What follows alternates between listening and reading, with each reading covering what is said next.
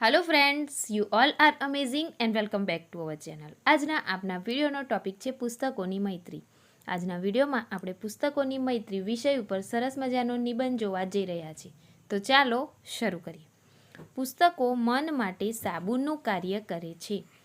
પુસ્તકનું જીવનમાં વિશેષ મહત્ત્વ છે. પુસ્તક એ જ્ઞાનનો અખૂટ ભંડાર છે અને જ્ઞાન આપવાનું શ્રેષ્ઠ માધ્યમ છે. પુસ્તકો જીવનના સાચા મિત્ર છે.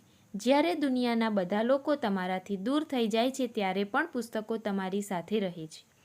પુસ્તકો સાથે મૈત્રી કરવી એ જાણકારી અને જ્ઞાનની દરિયાની શોધ કરવા જેવું છે.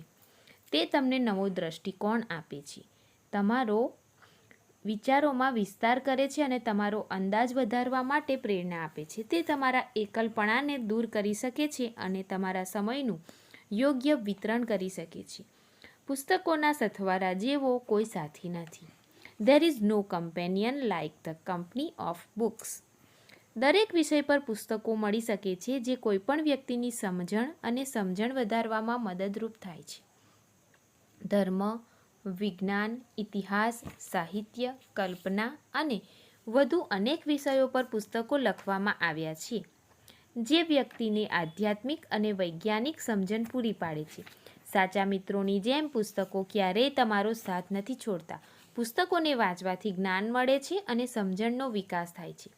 પુસ્તક વાંચન સાથેની મૈત્રી મનુષ્યને નવી દિશા આપે છે, નવી ઊંચાઈઓ સુધી પહોંચવા માટે પ્રેરિત કરે છે. આજના યુગમાં જ્યારે ટેકનોલોજી જીવનનો મોટો ભાગ બની ગઈ છે ત્યારે પણ પુસ્તકોની મહત્તા ઘટી નથી. એનાથી મળેલી શાંતિ અને જ્ઞાન અન્ય કોઈ જ રીતે મળી શકતું નથી.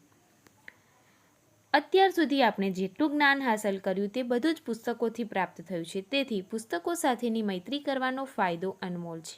જીવનમાં સફળ થવા માટે અને આંતરિક શાંતિ મેળવવા માટે પુસ્તકો સાથે મૈત્રી જાળવી રાખવી જોઈએ. આપણે પુસ્તકો વસાવવા જોઈએ, વાંચવા જોઈએ અને ભેટમાં પણ આપવા જોઈએ. પુસ્તકોનું દાન એ ઉત્તમ દાન છે. સો ફ્રેન્ડ્સ, કેવો લાગ્યો વિડીયો કમેન્ટમાં જરૂરથી કહેજો. જો તમને વિડીયો ગમ્યો હોય તો વિડીયોને લાઇક કરો અને ચેનલને સબસ્ક્રાઈબ કરો.